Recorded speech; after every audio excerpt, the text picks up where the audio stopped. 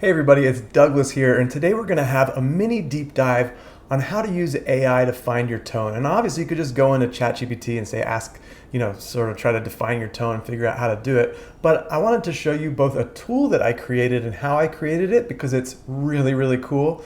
And also some advanced tone analysis, like if you wanted to look at a particular person or even analyze your own text in interesting ways. So first, why don't we jump in? I got a few tabs open. I've created over on my website a free tool to use, which I'll share the link in the video, but basically it's projectfresh.com/tool/tone-analyzer. And in that, you can create, you put your first name, the tone you want to analyze, and the email address you want to send the tone to. And here I say paste a reasonably famous person's name, or so there's actually content about them or from them online, or a bunch of text like a book chapter or an audio transcript or a video transcript from you to find your tone, right? So also I wanted to show you how this is created just so you see what's going to happen. And then at the end of the video, I'm going to show you a little bonus information on how to do some more advanced tone analysis for your brand or for you as an individual. So first of all, I use a platform called Make, which is kind of like a Zapier on steroids. And it's so simple. I mean, it's not that simple to create, but it's a simple flow that this form is going to go through. And it's going to, Elementor is my page builder that I use where that form is. When that form is triggered, the person's email is going to get added to MailerLite, which is my newsletter. I send once in a while emails about new offerings, new tools, and just new updates that I got. If you don't want to be added to my newsletter, then you can wait around to the end of the video and figure out how to do some of this manually right in ChatGPT. But basically, if you do use the tone analyzer on my website, Elementor, you get added to my occasional newsletter. It then sends your response to OpenAI's ChatGPT API, which basically is just a fancy way of saying then there's a process that gets automated, it analyzes that tone, and then it sends you an email, but not just an email, it's some email with instructions for how to use that tone. Okay, so hopping back to the tone analyzer, let's just do two examples and see how we go here. So first, I'm going to say my name's Douglas. I'm going to put in Seth Godin because I really love Seth. I could take his blog posts and use that for tone analysis, but I am going to do it just by saying his name and see what happens there. Seth Godin, and then my email address. There we go. And say analyze, and it's going to shoot it over to me. So check the email for the result. Okay, great. So the next thing we're going to try is to use a chapter from my existing book. So I am an aspiring amateur author. Dougie Lux is my alter ego name, and DougieLux.com, shameless plug. I've written two books though. One's about intentional communities and shared property models with friends, and the other's about how to be a digital nomad, which I've been a digital nomad since before it even had a term. So anywho, what we're going to do is copy a chunk of text, in this case just chapter 3.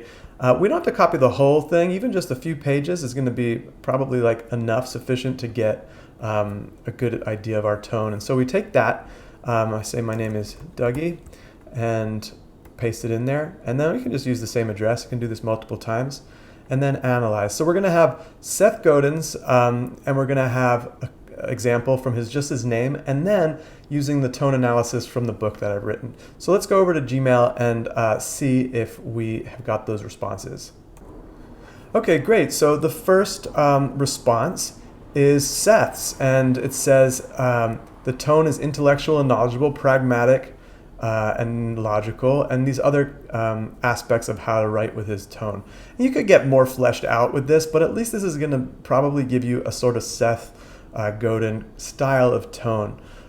You could also say write it in the style of Seth Godin, but this is also just a simple way. If you wanted to keep this or tweak this for your brand, ultimately you don't want to sound exactly like Seth Godin.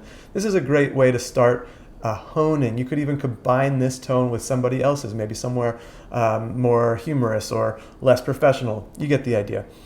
The important thing is now you can use this almost, I call this a square bracket variable, where you define something in chat. So you would take this whole thing, you know what, maybe I'll do it for my example. And then you can then say things like use that tone to write. So if you then save this, you can use that again and again by incorporating this square bracket. Okay, and then there's mine, and this is the tone for me here. reflective and introspective, contemplatively examining one's life and decisions, informal and candid. Sure, let's go with this. This definitely feels like this sums mine up. So I'm going to open up a new window and go to ChatGPT, and I shall open up a new chat. And this is where I can say, I define it. So the first thing is I define that tone, and I put it in there. And it'll say, thank you for sharing your detailed preferences of the tone of our conversation, reflecting on. So actually, I'm going to put one other thing in here to say, don't, I'll put it in when I make that tweak. It should say at the bottom of this, you can actually just edit, do not start writing yet. So I'll tweak it started getting a little bit more wordy sometimes. So save and submit that. And now it will just know what the tone is. Now we say go ahead with the topic in question. Okay, so now I can say, chat, please use tone to write me, here's a funny example that I put, so we can just go with it. Use tone, which we've defined up here, to write me a 100-word LinkedIn post about my love of teacup chihuahuas. So let's see what it says. Okay, so as I navigate the dynamic tech-driven world of digital design and AI, my teacup chihuahuas have become my anchors. Their tiny paws and heartwarming yips remind me to cherish the small joys in life. Despite their sizes, they're fearless, inspiring me to embrace the challenges with a bold heart. Each day they bring a vibrant burst of laughter and love, turning ordinary moments into something extraordinary. Reflecting on our journey together, I'm filled with gratitude for these tiny companions who teach me life's greatest lessons. Love unconditionally, live fearlessly, and always find joy in the little things. I could see writing that. And then it even gives some hashtags, which I think is really fun. So, okay, that was an example. So now you got your tone. You could say, chat, write me, please use that tone to write whatever it is that you want to write. You could say 3 tweets. You could say a blog post. You could say a short essay about. You get the idea, right? So, great. That's the basics of tone analysis using this tool that I created. I also am just really excited about teaching people how to use make.com, because you can do anything you want from this. You can send SMSs, you can integrate with thousands of other apps from HubSpot to MailChimp. You can create you can create Google Documents here and then send the links to those Google Documents. It's really, really powerful, and I'll be teaching more about how to use and create scenarios, they call them, in make.com. But for now, what I wanted to show you was if you want to get a little bit more geeky with your tone, there's some other ways to do it. Or if you don't want to join my newsletter, which you can always unsubscribe from, but if you don't want to use my tone analyzer, I totally understand. Here is some understanding. This is from one of my courses that I teach. I teach people how to write and really collaborate with AI to write nonfiction books, starting from just a loose idea to a full-on book. I wrote my second book, Free to Roam. It's a digital nomad's guide for the post-COVID remote worker. I wrote that completely in collaboration with AI, weaving my stories into a structure that the AI helped me put together. I got it onto Amazon within 30 days with a whole AI book cover, and even cloned my voice for the audiobook. So if you want to check that out, I do a whole course on it, which you can find at courses.projectfresh.com.